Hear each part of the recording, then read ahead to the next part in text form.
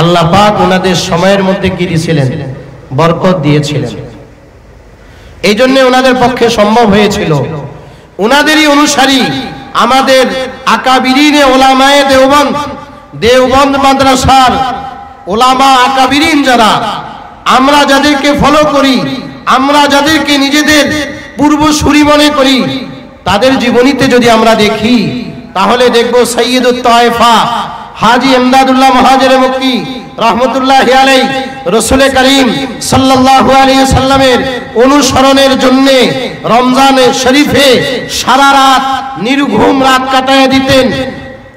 আওয়াবিন নামাজে আড়াই পারা কোরআনে কারীম তেলাওয়াত দুইজন হাফেজ থেকে শুনতেন। তারাবির নামাজে দুইজন হাফেজ থেকে শুনতেন। তারাবির পরে মধ্যরাত্র পর্যন্ত দুইজন হাফেজের তেলাওয়াত শুনতেন। মধ্যরাত্রের পরে তাহাজ্জুদের সময়, সে তাহাজ্জুদের সময়ে পুরোটা সময়ে দুইজন হাফেজ থেকে তেলাওয়াত শুনতেন।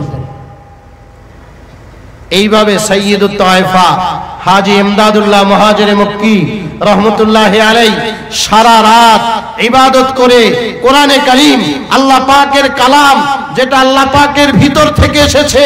আল্লাহর নবী বলেন, তোমরা যদি আল্লাহ পাকের নৈকট্য লাভ করতে চাও, তাহলে আল্লাহ পাকের নৈকট্য লাভের জন্য আল্লাহ পাক থেকে যেই কালাম বেরিয়েছে সেই কালাম ছাড়া বিকল্প কোনো রাস্তা নাই, সহজ কোনো রাস্তা নাই আল্লাহ পাকের নৈকট্য লাভ করার জন্য।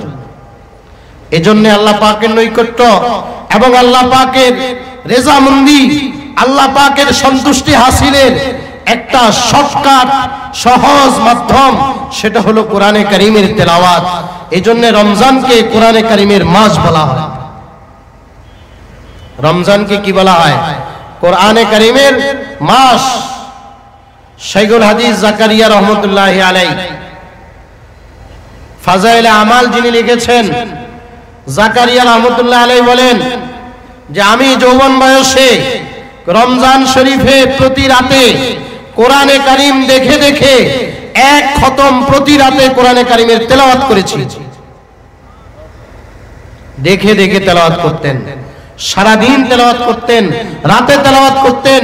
উনি ওনার কিতাবে লিখেছেন, আমার পরিবারের নারীরা, মেয়েরা, সন্তানাদি লালন পালন করতে হয় নারীদের, ঘরের কাজ থাকে, ওই কাজ করে সন্তানাদির লালন পালনের ফাঁকে আমার ঘরের প্রত্যেক সদস্য নারী কমপক্ষে প্রতিদিন 15 থেকে 20 পারা কোরআনে কারীমের তেলাওয়াত করে।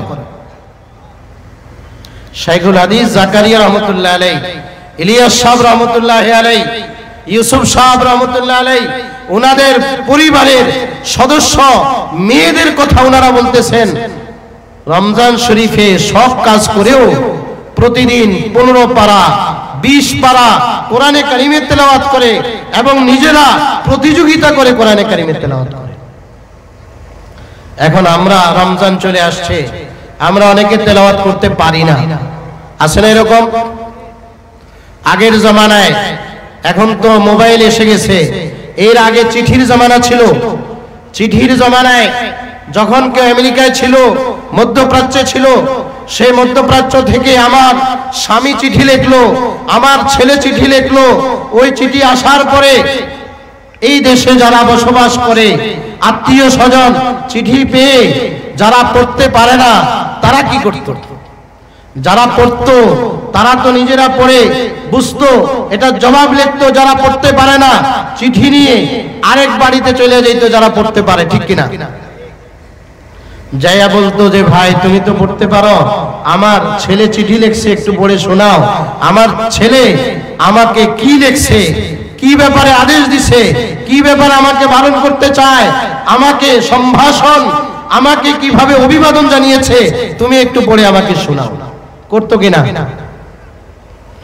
আল্লাহ পাক আমাদেরকে দিমাগ দিয়েছেন, বিবেক দিয়েছেন, মেধা দিয়েছেন, দুনিয়ার সমস্ত কাজ আমরা করতে পারি।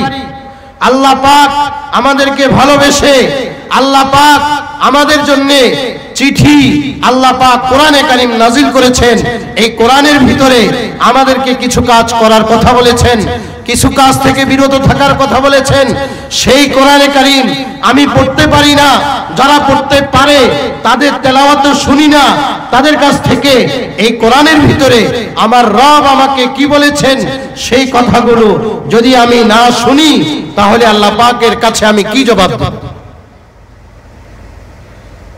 শামসুল হক ফরিদপুরি রহমতুল্লাহি আলাইহি বাংলাদেশের একজন বিদগ্ধ আলেম ছিলেন, সদর সাহেব হিসেবে মশহুর। টঙ্গিপাড়া বাড়ি, গহরডাঙ্গা মাদ্রাসা ওনার। বাংলাদেশের জাতীয় কবি কাজী নজরুল ইসলাম, সেই কাজী নজরুল ইসলামের অনেক বাংলা শব্দ ব্যবহার, বাংলা শব্দের বানানের ভুল ধরেছেন শামসুল হক ফরিদপুরি রহমতুল্লাহ আলাইহি। এত বড় আলেম ছিলেন। উনি কলকাতায় কলেজে পড়াশোনা করতেন। ওই সময় কোরআনে কারীম পড়েন নাই, মাদ্রাসায় পড়েন নাই, কোরআনে কারীম পড়তে জানেন না। এই কারণে প্রতিদিন আসরের পরে কোরআনে কারীম মাথায় নিয়ে জঙ্গলে চলে যেতেন, আর এই কোরআনে কারীমকে কপালের সাথে লাগাইতেন, সিনার সাথে লাগাইতেন, লাগাইয়া আসমানে হাত তুলে আল্লাহকে বলতেন, আল্লাহ আপনার কালাম আমার পরিবার আমাকে পড়তে দেয় নাই, আমি সুযোগ পাই নাই, আমি এই কালাম পড়তে জানি না, হে আল্লাহ আপনি আমাকে এই কালাম বুঝার, এই কালাম পড়ার তৌফিক দান করেন। আল্লাহ পাক এমন তৌফিক দান করলেন, বাংলাদেশের যারা শ্রেষ্ঠ আলেম তাদের মধ্যে আল্লাহ পাক ওনাকে নিয়ে আসলেন। উনি সদর সাহেব হিসেবে মশহুর হয়ে গেলেন। বাইতুল মুকাররম যে জায়গা, এই জায়গা ওনার মাধ্যমে মসজিদ করা হইল। ফরিদাবাদ মাদ্রাসা এক ভদ্রলোক ওনাকে হাদিয়া দিলেন, সেই হাদিয়ার জায়গা মাদ্রাসা করে দিলেন। আজকে ফরিদাবাদ মাদ্রাসা বিশাল বড় মাদ্রাসা বাংলাদেশে। ইনি হলেন সদর সাহেব রহমতুল্লাহি আলাইহি, যিনি কোরআনে কারীমের ভালোবাসার কারণে, কোরআনকে মোহাব্বত করার কারণে, কোরআন পড়তে জানে না সেই কোরআনকে সিনা এবং কপালের সাথে লাগাইয়া আল্লাহ পাকের দরবারে কান্নাকাটি করার কারণে আল্লাহ পাক শামসুল হক ফরিদপুরীকে সদর সাহেব বানাইয়া দিলেন। আমাদের নিকট অতীতের যারা গুজরে গেলেন, রশিদ আহমদ গঙ্গোহী রহমতুল্লাহি আলাইহি, ইনি বিয়ে করার পরে 23 বছর বয়সে কোরআনে কারীমের হাফেজ হয়েছেন। এরপর থেকে নিজেই তারাবি পড়াইতেন। প্রতিদিন নিয়ম ছিল কোরআনে কারীমের 15 পারা, সর্বনিম্ন 15 পারা কোরআনে কারীম তেলাওয়াত করতেন। যখন ওনার বয়স 80 বছর হয়ে যায়, 80 বছর বয়সেও রমজান শরীফে মাগরিবের পরে আউয়াবিনের নামাজ 6 রাকাত থেকে 20 রাকাত আদায় করতেন রশিদ আহমদ গঙ্গোহী রহমতুল্লাহ। কয় রাকাত আদায় করতেন? 20 রাকাত আউয়াবিনের নামাজ আদায় করতেন। এরপরে রাতের বেলায় তাহাজ্জুদে, রোনাজারিতে, কান্নাকাটিতে সারা রাত কাটাইয়া দিতেন। শাইখুল হিন্দ রহমতুল্লাহি আলাইহি, ইনি মাগরিবে হাফেজদের থেকে শুনতেন, তারাবিতে শুনতেন, তারাবির পরে মধ্যরাত্র পর্যন্ত হাফেজদের তেলাওয়াত শুনতেন, এরপরে তাহাজ্জুদে হাফেজদের মাধ্যমে তেলাওয়াত শুনতেন। সারা রাত আল্লাহ পাকের দরবারে দাঁড়িয়ে দাঁড়িয়ে কালামুল্লাহর তেলাওয়াত শুনে শুনে সারা রাত কাটাইয়া দিতেন। এই কারণেই মাহমুদ হাসান দেওবন্দি রহমতুল্লাহি আলাইহি শাইখুল হিন্দ আল্লাহ পাক বানাইয়া দিলেন। যার আন্দোলনের ফলশ্রুতিতে আজকে এই দেশে মুসলমানদের বসবাস, ভারত স্বাধীন হলো, ব্রিটিশ বিতাড়িত হলো, এই শাইখুল হিন্দ রহমতুল্লাহি আলাইহি ইনার আন্দোলনের ফলে আল্লাহ পাক ওনাকে শাইখুল আরব ওয়াল আজম বানিয়ে দিলেন। আল্লাহ পাকের কালাম এর আজমত করার কারণে, কালামের প্রতি মহব্বতের কারণে, সারা রাত দাঁড়িয়ে দাঁড়িয়ে কালামুল্লাহর তেলাওয়াত শোনার কারণে। আব্দুর রহিম রায়পুরী রহমতুল্লাহি আলাইহি, ইনি কোরআন পড়াইতেন, কোরআনের হাফেজ ছিলেন। রমজান চলে আসতো, সমস্ত মুরিদিন, মুহিব্বিন, সমস্ত ছাত্রদেরকে বলে দিতেন রমজানে কারোর সাথে মোলাকাত হবে না, কথাবার্তা হবে না। রমজান আল্লাহ পাক আমাকে দিয়েছেন, আমার সাথে আমার রবের সাথে কথা হবে। খানকার দরজা বন্ধ করে দিতেন। দিনের বেলায় সারা দিন কান্নাকাটি করতেন। আসরের পরে কিছু সময় মজলিসের মধ্যে কথা বলতেন। সকাল 9টা থেকে 10টা এই সময় বিশেষ সাক্ষাতের জন্য সামান্য সময় দিতেন, আর বাকি পুরো সময় কোরআনে কারিমের তেলাওয়াত করতেন আর আল্লাহ পাকের দরবারে রোনাজারি করতেন, কান্নাকাটি করতেন। বলেন কান্নাকাটির দরকার আছে? কান্নাকাটি করবে কারা? যারা গুনাহগার তারাই তো না।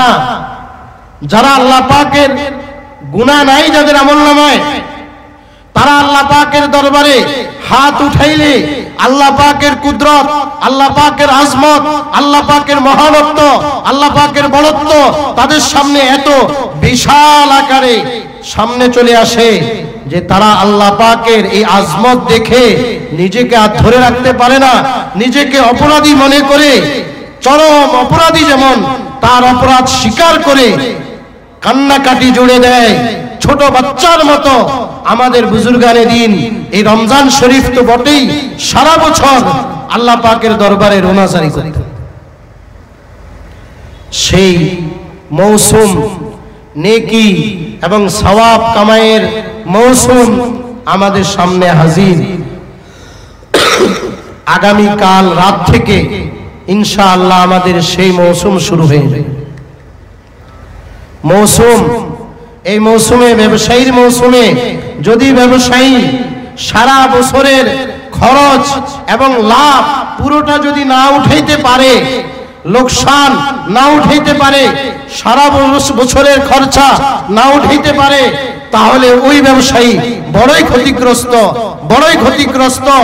ঠিক ওই ব্যবসায়ীর মতো যদি আমরা এই রমজান পাওয়ার পরে আমাদের গুনাহকে আল্লাহ পাকের দরবার থেকে মাফ না করাই নিতে পারি, আল্লাহ পাকের নৈকট্য লাভ না করতে পারি, তাহলে আমরাও মুমিন হিসাবে আল্লাহ পাকের দরবারে ক্ষতিগ্রস্ত হয়ে আল্লাহ পাকের দরবারে হাজির হইতে হবে।